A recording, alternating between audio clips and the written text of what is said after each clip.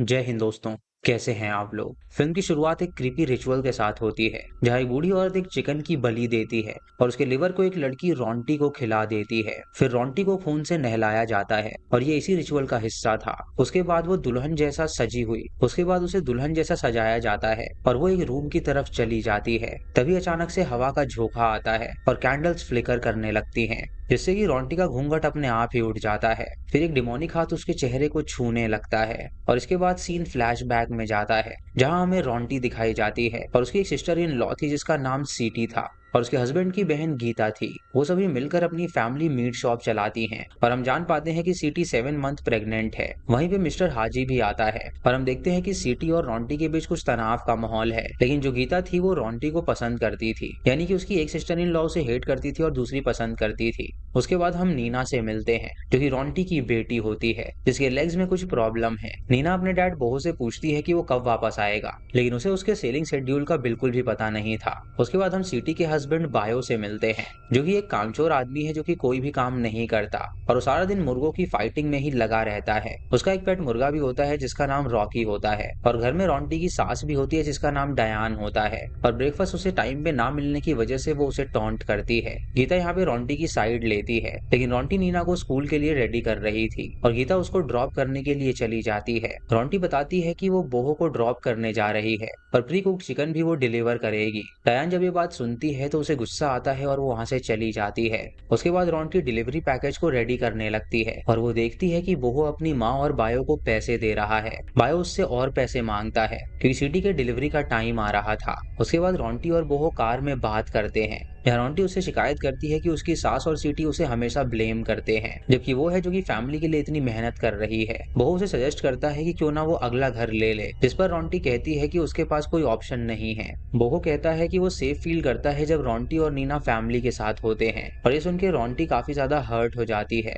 और सोचती है कि आखिर वो उसका साइड कभी क्यों नहीं लेता है। उसके बाद बहू अपने शिप पे चला जाता है और रोंटी अपना चिकन डिलीवरी का काम करती है। बायो अपने रूस्टर रॉकी के साथ कॉक फाइट में बिजी होता है और घर वापस आने पर डयान रोंटी को टॉन्ट करती है क्योंकि उसे अभी तक रोटी नहीं मिली थी। उसके बाद हमें सीधा हॉस्पिटल का सीन दिखाया जाता है जहां रोंटी गीता से मिलती है और गीता बताती है कि नीना को कार ने हिट किया है। डॉक्टर कहता है कि एक्सीडेंट की वजह से नीना अभी क्रिटिकल है और उसका सर्वाइवल का चांस बहुत कम है। ये सुन के रोंटी बहुत ज्यादा रोने लगती है और उसकी जान बचाने की गुहार लगाती है। रात को हमें बूढ़ी औरत दतूरी को देखते हैं जो कि रोंटी के पास आती है और उसे खाना देती है और कहती है कि वो चिंता ना करे, उसकी बेटी ठीक हो जाएगी। जब रोंटी उससे पूछती है कि उसे ये कैसे पता, तो दतूरी कहती है कि कई लोगों से उसने यही बात सुनी है। वो रोंटी को एक पेपर देती है और कहती है कि डॉक्टर ही सब कुछ नहीं कर सकते और भी कई तरीके हैं उसकी बेटी को ठीक करने के। अगर वो चाहे तो वो इस तरीके को भी ट्राई कर सकती है। वो पर्चा पकड़ा के वो तुरंत उसे वहां से चली जाती है।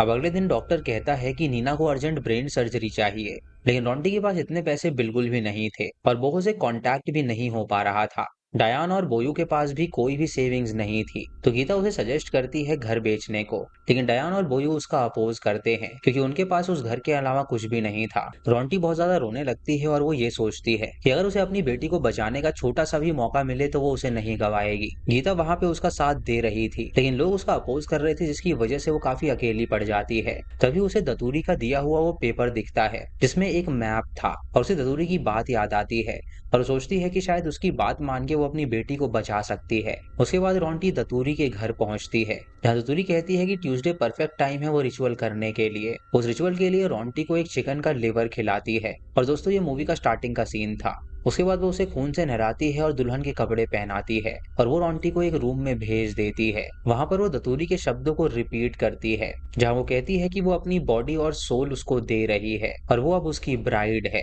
तभी एक डिमोनिक हाथ उसके ऊपर आ जाता है और उसके चेहरे को वो छूने लगता है और उसको बेड पे लिटाता है और उसके साथ वो कुछ करने लगता है और हम दतूरी को देखते हैं जो कि बाहर मंत्र पढ़ रही थी। जब रिचुअल खत्म होता है तो दतूरी रोंटी से कहती है कि उसे हर हफ्ते चिकन का हेड और लिवर बरी करना होगा ताकि नीना ठीक रहे। और रोंटी अपनी बेटी को बचाने के लिए तैयार हो जाती है। अगले दिन बोयो को पता चलता है कि उसका जो रूस्टर रॉकी है वो गायब है और नीना हॉस्पिटल से वापस आ जाती है, वो भी बिल्कुल ठीक होकर। और हम देखते हैं कि अब वो पूरी तरह चल भी सकती थी। डायन ये देखकर काफी खुश होती है, लेकिन सिटी और बायू को वहां पर जरूर कोई गड़बड़ लगती है। सिटी बायू कहते हैं कि रोंटी ने कोई ब्लैक मैजिक किया होगा, जिसकी वजह से उसकी बेटी एकदम से घर में आ गई। बायू कहता है कि चाहे उसने कुछ भी किया हो, अब तो उनका घर सेफ है क्योंकि वो नहीं बिकने वाला। अब रात को गीता रोंटी के रूम में जाती है और देखती है कि वो अंधेरे में बैठी हुई है। रोंटी अचानक से उसके पीछे आ जाती है और जब गीता उसको अपने पास बुलाती है तो दरवाजा बंद करके मिरर के सामने बैठ जाती है। हम देखते हैं कि उसके रिफ्लेक्शन में दुल्हन वाली शक्ल दिख रही है। अगले दिन सिटी देखती है कि रोंटी विंडोज को बंद कर रही है और टीवी पे सिर्फ स्टैटिक दिख रहे होते हैं, जिससे रोंटी हंसने लगती है। सिटी उससे पूछती है कि आखिर वो ये क्या कर रही है, लेकिन रोंटी उसे कोई भी जवाब नहीं देती।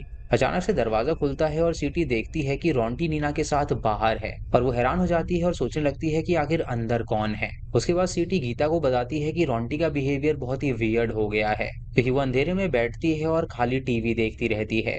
गीता उसकी बात सुन के उस पर बिल्कुल भी विश्वास नहीं करती। रात को नीना जब सो रही होती है तो डिमोनिक हाथ उसके पास आता है और तभी सिटी किचन में नूडल्स बना रही थी और एक फ्रॉग पैन में आकर कूद जाता है और उसको मार के वो विंडो बंद कर देती है। तभी रोंटी के बाथरूम से एक अजीब सी हंसी आती है और सिटी उसकी वीडियो बनाती है और मार्केट में शेयर करती है। उसके बाद रोंटी गुस्से में शॉप में आ जाती है और नाइफ उठाती है और सिटी पर अटैक कर देती है। सिटी कहती है कि तुझे सबको दिखाना है कि तू फ्रीक है, लेकिन तभी वहां पर गीता बीच में आ जाती है और रोंटी की नाइफ साइड में रख देती है। जब रात को सिटी नूडल्स बना रही होती है तो अचानक से रोंटी एक फ्रॉग बॉइलिंग वाटर से निकालती है और उसे खा लेती है। ये देखकर सिटी बहुत ज्यादा डर जाती है और जब वो बॉयो को नूडल्स देती है तो देखती है कि रोंटी उसकी जगह बेड पर है।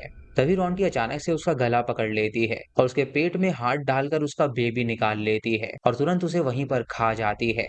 तभी गीता का अलार्म बजता है और वो रोंटी को मार्केट के लिए बुलाती है। पर जब बायू घर आता है तो सिटी बेड पर नहीं थी, वहां पर सिर्फ पिलो होता है।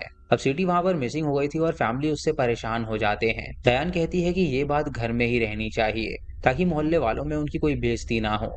रात को गीता बाथरूम के पास होती है तो उसे कुछ रोने की आवाज आती है, पर जब वो वहां पर जाती है तो वहां कोई भी नहीं था। जब नीना अपने टॉय बाथरूम से निकालने के लिए जाती है तो रोंटी बाथटब से निकलती है और वो उससे पूछती है कि क्या तुम मम्मी के साथ नहाओगी। नीना डर के चिल्लाती है और गीता वहां पर आती है और उसे वहां से ले जाती है। उसके बाद रोंटी एक रूस्टर का हेड रिचुअल के लिए बरी करने के लिए जाती है और जब वो क्लॉथ हटाती है तो उसे वहां पर सीटी की लाश दिखती है और डर के मारे वो तुरंत दतूरी के पास जाती है और उसे कहती है कि सीटी की डेथ उसकी वजह से हुई है। दतूरी उससे कहती है कि वो जो डीमन है वो उसे प्रोटेक्ट कर रहा है, क्योंकि दरअसल वो उसकी ब्राइड है और वो जानता है कि उसके लिए कौन खतरनाक हो सकते हैं। रोंटी कहती है कि वो किसी को मरा हुआ नहीं देख सकती, तो दतूरी बोलती है कि अब बहुत देर हो चुकी है। इधर बायू जब रूस्टर फाइट में होता है तो वो सीटी को देखता है, पर दरअसल वो सीटी नहीं, वो घोस्ट थी। रात को वो सीटी की बॉडी देखता है और रोंटी पे गुस्सा करने लगता है और डायन कहती है कि बॉडी बैकग्राउंड में बरी कर दो, क्योंकि उन्हें ये बात किसी भी हाल में छुपानी होगी। नीना रोंटी से पूछती है कि क्या उसने सीटी को मारा है, तो वो कोई भी जवाब नहीं देती और डर के भाग जाती है। बायू जब सीटी को बरी कर रहा होता है तो अचानक से एक अदृश्य शक्ति उस पर अटैक कर देती है, जिसकी वजह से उसकी वहीं पर मौत हो जाती है। गीता जब बोयो की बॉडी देखती है तो वो हैरान हो जाती है और इधर रोंटी अपने रूम में बंद हो जाती है। इधर नीना रोंटी के रूम के पास वियर्ड नॉइजेस सुनती है और वो देखती है कि रोंटी पागलपन में सर पटक रही है। तभी वहां पर हाजी आता है और रोंटी के लिए वो दुआ करने लगता है, पर जब वो ये कर रहा होता है तो ग्लास अचानक से टूट जाता है। लेकिन जब वो वहां पे मंत्र पढ़ने लगता है तो अचानक से रोंटी उसे छेड़ने लगती है। तभी वहां पर बोहो वापस आ जाता है और गीता उसको रोंटी के बिहेवियर के बारे में सब बताती है। नीना कहती है कि उसकी रिकवरी के बाद रोंटी बदल गई है और बोहो रोंटी के रूम में जाता है उसे देखने के लिए, पर वो दरवाजा थोड़ा सा खोल के बंद कर देती है। रात को जब वो वहां पर जाता है तो वो देखता है कि रोंटी हवा में लेविटेट कर रही है और एक डीमन उसके साथ इंटीमेट हो रहा है। तभी रोंटी डिमोनिक फॉर्म में उसे चेन खोलने के लिए कहती है, पर डयान के वहां पर आने से बाद रुक जाती है। उसके बाद गीता बोहो को दतूरी के बारे में बताती है, पर जब वो वहां पर जाते हैं तो वो हॉस्पिटल में उसे नहीं मिलती। रात को नीना बाथरूम में रोंटी को कैंडल देती है, पर रोंटी उससे क्रैकर्स मांगती है। जब नीना वापस आती है तो रोंटी गायब हो जाती है और डयान के रूम में से उसे चिल्लाने की आवाज आती है। नीना देखती है कि उसकी नेक में नाइफ है।